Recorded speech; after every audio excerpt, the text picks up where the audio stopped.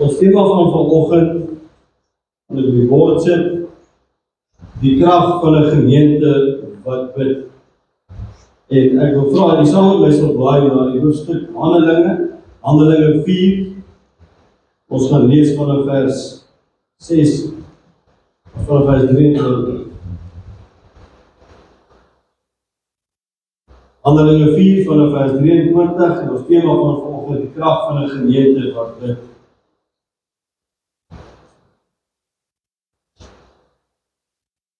Handelinge 4 vanaf vers 23, ek lees voor. Nadat Petrus en Johannes losgelaat is, het hulle na hulle medegelowiges toe gegaan en vir hulle vertel wat die priesterhoofde en die familiehoofde alles vir hulle gesê het. Toe hulle dit hoor, het hulle almal saam tot God gebid en gesê: Here, dit is U wat die hemel en die aarde en die see en alles wat daar is gemaak het. En U het deur die Heilige Gees uit die monde van ons voorvader Dawid, U dienaar, gesê: Waarom het die heidene nasies verkeerde gegaan en volke sinlose planne beram? Die konings van die aarde het in opstand gekom en die heersers het saamgespan teen die Here en teen sy gesalfde. Dit is wat werklik in hierdie stad gebeur het. Herodes en Pontius Pilatus het met heidene nasies en die volk Israel saamgespan teen U heilige dienaar Jesus wat deur U gesalf is. En hulle het alles gedoen wat U vooruit beskik en besluit het. En nou Here, kyk hoe dreig hulle ons. Gee dat U dienaars met volle vrymoedigheid U woord sal verkondig. Laat U hand genesing word. Laat daar tekens en wonders plaasvind deur die naam van U heilige dienaar Jesus. Nadat hulle gebid het, het die plek waar hulle bymekaar was geskik. Hulle is almal met die Heilige Gees vervul en het met vrymoedigheid die woord van God verkondig. Net tot sover maak die Here sy woord in ons harte seën vanoggend. Kom ons bid saam.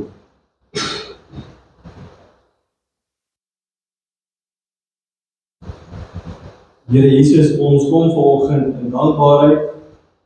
Here, daai lied wat ons gesing het, wat ons gesê het, Here. Here, ons het U werklik nodig. Here, ons kom vanoggend met harte vol ootmoed en dankbaarheid en lof, maar ook, Here Jesus, harte wat besef dat ons is in alles afhanklik van U. Here, U sê in Johannes 15 vers 5, sonder my kan julle niks doen nie. En Here, elke dag besef ons maar net al hoe meer dat Here, U is en ons is nie. U is almagtig en ons is nie. U is God en U is verhewe en ons is nie. Ons is swak en ons is nie. Maar dankie Here Jesus dat U die een is wat ons versterk. Here, dat U die een is wat die vermoeides nuwe krag gee. Here, dat U die een is wat Immanuel is, God met ons. Wat ons nooit begewe of ons nooit verlaat nie. Dankie ook vir elkeen wat vanoggend hier is. Here, ons eer U. Dat ons die voorreg het om godsdienstvryheid in ons land te kan opneem. Alles wat ons het, Here, alles wat ons is alles maar net bloot uit U kosbare genade. Kom en word U verheerlik. In Jesus naam bid ons dit. Amen. Hierdie gedeelte dink ek die meeste van ons al raak gewees. En die eerste punt wat ek wil aanraak is die kerk van die Here sal nooit gestop word. En ek wil lees Matteus 16 vers 18, waar Jesus self in die woord was. En ek sê ook vir jou, jy is Petrus en op hierdie rots sal ek my gemeente bou. Jou verklaring sê my kerk bou. Maar hoor hoe sluit hy af? En die poorte van die doderyk sal dit nie oorweldig nie. So baie duidelik kom die Here Jesus hier en hy sê vir Petrus, Petrus, op jou sal ek my kerk bou, maar die fokuspunt is nie Petrus. Die fokuspunt vanoggend is daai laaste gedeelte en sê die poorte van die doderyk sal dit nie kan oorweldig nie. So die Here gee 'n belofte, 'n versekering dat hy sal sy kerk bou. Ongeag En ons weet in die geskiedenis, was daar soveel pogings gewees deur die bose om te keer dat die kerk groei, om te keer dat die evangelie verkondig word. Maar ek wil vandag vir jou sê, die Bybel leer vir ons, die geskiedenis selfs, leer vir ons, dat die kerk van die Here Jesus sal nooit gestop kan word. Hoekom nie? Want hy bou sy kerk. Hy is in beheer. En hierdie gedeelte wat ons lees, kan ons baie duidelik sien, die krag wat daar is, eerstens in gebed, waar gelowiges saam bid, en die implikasie daarvan na die tyd, in die wêreld, en ook in hulle eie lewens, en ook in die koninkryk van God. Want jy sien, ek het nie die hele hoofstuk gelees nie, maar as jy lees vanaf vers 1 wat gebeur het, Petrus en Johannes, hulle was besig om die evangelie te verkondig. En hier kom 'n klomp soldate en neem hulle gevangenes. En hulle verskyn voor die Joodse raad. En hulle vra, oor die kry kom stop, wie van julle was in die tronk? Die kamera wys van my, niemand kan jou sien. Weet julle geweet, my skoonma was in die tronk gewees. Ja, vermoor. Nee, dis net 'n grapie. Dis regtig so. Maar, so hier word hulle gevange geneem. En onthou, die gevangenes van daardie tyd is nie soos gevangenes in vandag se tyd. Hulle word reg deur die nag word hulle gevange gehou. En die volgende oggend verskyn hulle voor die Joodse raad. En mense onderdink 'n nag in die tronk sal nou vir Petrus en vir Johannes bietjie skik. Jy weet en hulle half ontmoedig om vir hulle so half te laat besef, hoor hierso, ons is besig nou om met ons eie lewe te speel. En die Joodse raad vra vir hulle, hoorie maar, hulle word beskuldig van twee dinge. Die eerste ene, hulle verkondig die evangelie. En die tweede ene, hulle het 'n man gesond gemaak wat siek was. En hulle vra vir hulle, in wie se naam het julle dit gedoen? Nou ek sê vir jou, as ek en jy was, ek en jy is 'n verskoning gesê, so luister hier, ons is jammer. Ons is jammer dat ons aanstoot gegee het. Ons beloof ons sal dit nie weer doen. Want dit is hoe dit sal wees ons as mens. Maar Petrus, as jy gaan lees Handelinge 4, as staan Petrus vol van die Heilige Gees, staan op. En hier kom Petrus en hy so half vol vertroue.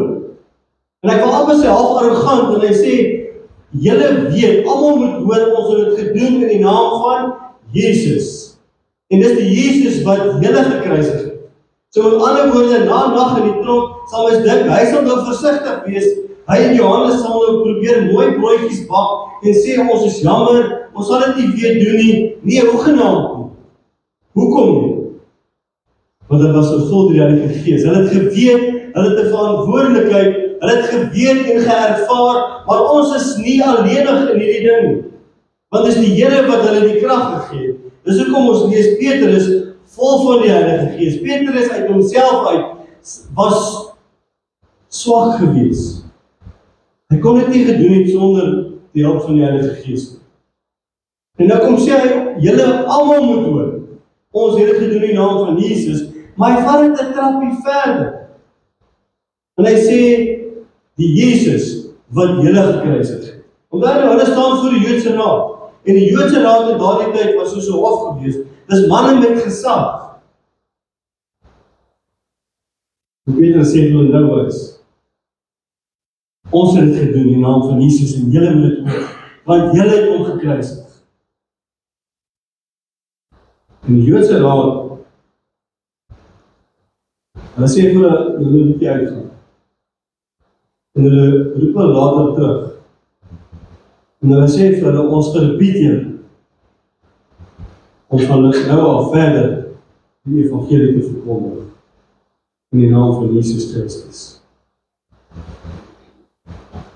En wat interessant is, die volgende hoofstuk, Handelinge 5 vers 40, of jy dit lees. Mense sal nou dink, Petrus en Johannes het nou geskrik en hulle les geleer. Maar die volgende hoofstuk, Handelinge 5 vers 40, hulle die apostels ingeroep, hulle laat slaan en hulle belet om weer in die naam van Jesus te praat. Onthou nou, dis nie dieselfde geval as Handelinge 4. Hier is 'n ander keer. Daarna het hulle losgelaat. Die apostels het van die raad af weggegaan, bly dat hulle bevoorreg was om ter wille vir die naam van Jesus vermeerdering te lei. En hulle het nie opgehou om die mense elke dag in die tempel en in hulle huise te leer en die evangelie te verkondig dat Jesus die Christus is. So met ander woorde, hier kan ons duidelik sien dat die aanval teen die evangelie het nie opgehou. Want in hoofstuk 4 word Petrus en Johannes gevangen geneem. Volgende hoofstuk word Petrus en Johannes en nog apostels word weer 'n keer word in die gevangenis gegooi. So elke male is daar probeer in die geskiedenis om die goeie nuus van Christus te stop. Om mense bang te maak om te praat oor die Here Jesus met dreigemente. Hierso sien ons hulle is selfs geslaan. Maar weet jy wat is vir so mooi van hierdie gedeelte? Toe hulle losgelaat is, was hulle bly dat hulle bevoorreg was om ter wille van die naam van Jesus vermeerdering te lei. Onthou as hulle geslaan was, is hulle 39 hande geslaan. Hulle mag nooit meer as 39 nie, want altyd gesê hulle van die maksimum is 40. En om seker te maak, jy gaan nie by die maksimum hê, hou jy by 39. Die apostels,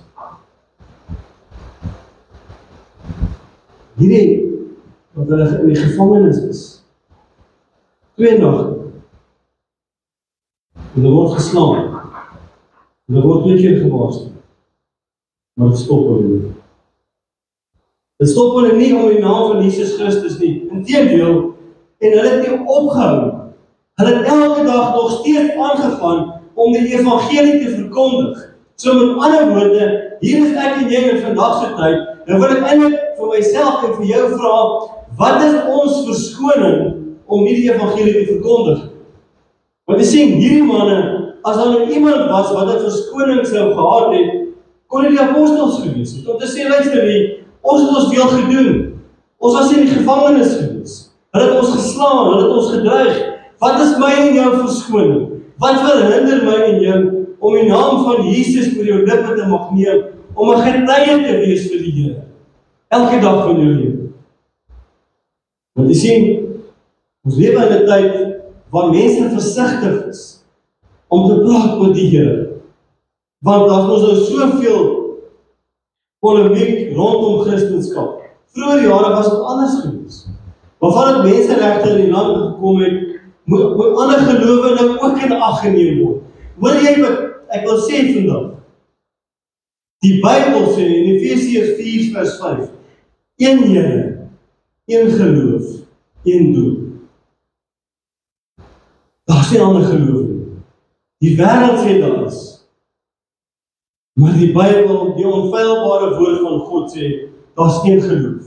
En ek en jy, as jy sê jy is 'n kind van die Here, dan het jy 'n verantwoordelikheid om getrou te wees en ook om jou mond te gebruik as 'n getuie tot eer van die Here.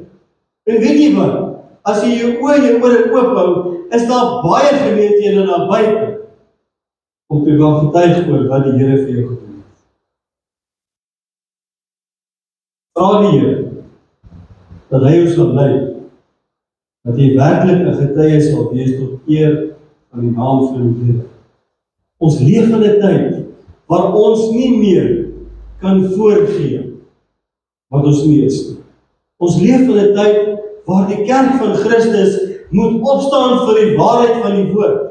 Want die evangelie word vandag se tyd nog steeds indien nie meer aangeval word.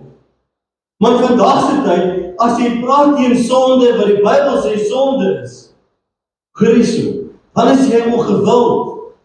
Jy kan 'n groot moeilikheid hê.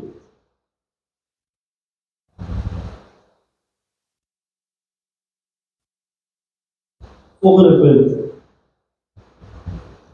Die gebed van 'n regverdige groot krag. Ken julle daai teks? Johannes 5 vers 16 in die ou vertaling. Bely mekaar julle misdade en bid vir mekaar, sodat julle gesond kan word. Die gebed van die regverdige het groot krag. Nee, dis nie wat ons. Daar staan die vurige gebed van 'n regverdige het groot krag. Omdat wat gebeur het. In Handelinge 4 word Petrus en Johannes verbied, hulle word losgelaat. Toe gaan hulle na hulle families toe en sê, hoor, ons wil net vir julle sê, ons is okay, ons is veilig, is dan nie so erg gewees nie. Nee, dis nie wat gebeur het. Waar het hulle eerste gegaan? Na hulle medegelowiges toe, na hulle kerkmense toe. En toe hulle hoor wat gebeur het, en Petrus en Johannes vertel vir hulle, maar hoor hierdie ouens het ons gedreig, hulle het ons verbied om die naam van Jesus te verkondig. Wat het hulle gedoen? Het hulle gesê, hoor hierso, moenie bekommerd wees nie, Petrus en Johannes, ons gaan 'n brief opstel vir die Joodse Raad. En ons gaan vir hulle mooi sê, luister hier, ons as kerk, ons vra dat ons die evangelie kan verkondig. Is dit wat hulle gedoen het? Ek hoor nie. Nee. Wat het hulle gedoen? Hulle het saamgebid. Hulle het saamgebid. En weet jy wat het hulle gebid? Hulle het gebid, Here asseblief, gee weer vir ons vrymoedigheid, dat ons met volle vrymoedigheid die evangelie kan verkondig. So met ander woorde, hulle maak nie 'n plan nie, hulle probeer nie hulle self uitreding uitwurm nie. Ek wil nou 'n Engelse woord gebruik, hulle face dit head on. Hulle gaan reguit aan, hulle dit nie afskud. Ek beloof vir jou, en ek praat nou eintlik vir myself. Kyk, ek het vir 17 jaar in die gevangenis gewerk. As jy in die hof staan voor 'n regter. Ek en een van my werkskollegas was een keer was ons as beskuldigdes in die regbank gewees. En aardig het ons later in die saak uitgevoer. Maar as jy voor 'n regter staan, bewe jou broek. Want jy weet, daai man of vrou, die reg om jou tronk toe te stuur. En ek sê vir jou, as ek en jy voor 'n regter moet staan, daai regter sê vir jou, ek sê vir jou, jy sal jou mond hou, en jy gaan nie die evangelie van Jesus verkondig. En die kans is goed, dat ons sal sê, ons sal stop. Dat ons net nie in die tronk stop. Dat ons net nie te nakom. En ek bid so, dat ek en jy, dat ons sal wees soos Petrus en Johannes. Dat ons met die boldness, met die krag, met die oortuiging van die Here Jesus Christus, dat ons ook sal opstaan om te sê nee. Want as jy gaan lees in Handelinge 5, bietjie vroeër in die hoofstuk. In Handelinge 5, omdat nou ons gepraat, Handelinge 4 was dit Petrus en Johannes. Handelinge 5 was dit Petrus, Johannes en ander apostels. En nadat hulle geslaan is, toe sê hulle vir hulle, julle mag nie weer verkondig. Kan julle onthou dat Petrus gesê het? Julle moet onsself besluit. Maar wat ons betref, ons moet aan God meer gehoorsaam wees aan mense. Ons kan nie stil bly. Jy sien, dis die gesindheid wat ek en jy moet hê. Ons moet aan God meer gehoorsaam wees as aan mense. Met ander woorde, hou op om vir mense bang te wees. Hou op om sensitief te wees om mense te afronteer oor hulle geloof, oor hulle siening of wat ook al. Glo in die woord van God. Hou by die woord van God, die onfeilbare woord van God. Enige iets buite dit kan ons nie meer saamstem.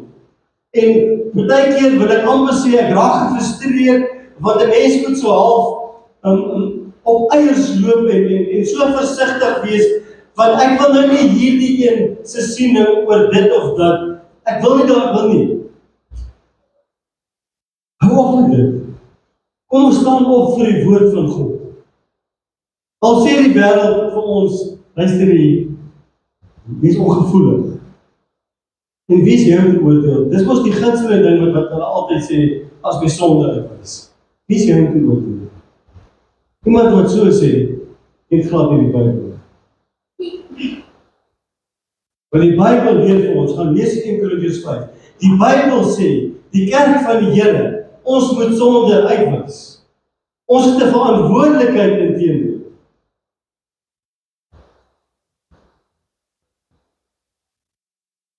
Hierdie manne, toe hulle bid, ek bring die volgende punt. Die krag van gebed. Nadat hulle gebid het die plek waar hulle op mekaar was geskep. Hulle is almal met die Heilige Gees vervul en het met vrymoedigheid die woord van God verkondig. So op grond van die gebede van die gelowiges, van die kerkmense, is die plek geskik. Dat die charismaties van hierdie ding heeltemal uit hand uitdruk. Nie dat dit jou fokus moet wees. Kom ons fokus dat die Here het hierdie ons die krag gegee om uit te gaan. En 'n kragtige getuienis te wees vir sy naam. Weet julle wat 'n interessante gedeelte? Ek wil vir julle lees Lukas 2, Lukas 21. Die Here Jesus is hier in die woord en hy vertel vir sy disippels. Hy sê die dag gaan 'n tyd kom wat mense julle gaan gevang neem. Ek wil vir julle lees Lukas 21 vanaf vers 12. Maar voordat alles gebeur, sal hulle julle gevange neem en vervolg. Hulle sal julle oorlewer vir verhoor in die sinagoges en vir opsluiting in gevangenis. Hulle sal julle voor die konings en goewerneurs bring ter wille van my naam. Dit sal vir julle 'n geleentheid wees om van my te getuig. Stel julle dus daarop in om nie vooraf oor julle verdediging te pel. Want ek sal vir julle die woorde van wysheid gee wat deur geen van julle teensprongers teengespreek of weer leek word nie. So hier kan ons sien, toe Petrus gepraat het, niemand het hom teëgepraat nie. So met ander woorde, hier kom die Here Jesus en hy sê vir hulle, hoor hierso, daar gaan 'n tyd kom wat julle gevangene gaan neem word ter wille van my naam. Maar hoor die mooi ding, beskou dit as 'n geleentheid om van my te getuig. So wat is waar ek en jy is, as daar 'n gesprek is, alles daar 'n gesprek is, wat jy weet, hierdie bots met die woord van God, beskou dit as 'n geleentheid om te getuig vir die naam van Here Jesus Christus. Gryp dit met al twee hande aan, en maak jou mond oop en getuig vir die waarheid. Alles hier omgeword. Ek sluit af, hierdie ouens, nadat hulle by die Here gepleit het, dis die Here. So ek dink, die Bybel sê hulle nie vir ons nie, maar ek dink, hulle moes seker maar bietjie angstig gewees, dalk bietjie bang gewees. Want hulle vra, Here, gee ons weer asseblief vrymoedigheid. En jy vra dit nie om droom en weet nie. En die Here het gehoor gegee, en die plek is geskik, en hy het hulle vervul, en hulle het uitgegaan, en hulle die evangelie verkondig. En as jy Handelinge gaan lees, Handelinge is die begin van die kerk in die Nuwe Testament. Hoekom? Omdat dit apostels, ons sê disciples. En ek het gevra, weet julle die verskil tussen 'n disipel en 'n apostel? Toe Jesus op die aarde was, het hy disipels gehad. Disipel is 'n volgeling van Jesus. Toe hy opgevaar het hemel toe, toe het hy vir hulle die groot opdrag gegee, Matteus 28 vers 19 van daarmee, waar disipels van alle nasies dit almal ken dit, toes hulle apostels. Apostel beteken gestuur. So hierdie apostels, waar het hulle gebid het? En die Here vir hulle die krag gegee om met groot vrymoedigheid uit te gaan en die evangelie van die Here te verkondig. Onbeskaamd. Ongarig. Twee keer in die gevangenis. 2 keer gewaarsku. 1 keer geslaan. Dit het hulle nie gestop nie. Ek en jy moet dieselfde gesindheid hê. Dat niks en niemand ons sal stop om ons monde oop te maak vir die naam van die Here Jesus. Daar's 'n gedeelte in Matteus wat sê, as ons skaam is vir die Here openbaar, dan sal hy skaam wees vir ons voor die Vader. Kom ons kyk af vir dit. Here, ons leef in 'n tyd waar Christendom Here afgewapen word, as maar net nog 'n godsdienst. Maar ons weet, Here, dat U woord leer vir ons anders.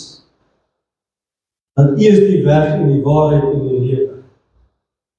Dat U naam is die naam oor elke naam. Here, daar is nie 'n ander naam waardeur 'n mens gered kan word as deur U, Jesus Christus.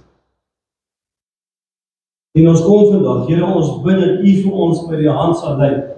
Here, gee asseblief vir ons die voete van bereid. Dat ons, waar ons geleenthede sien en hoor en beleef, Here, dat ons sal opstaan vir die waarheid van U woord. Here, dat ons nooit geheime agente vir U sal wees. Dat ons nie skaam sal wees om te sê ek is 'n kind van God. Maar dankie ook, Here Jesus, dat U die versterk.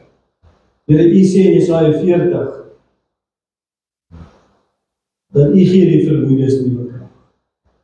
U versterk die wat nie meer kan.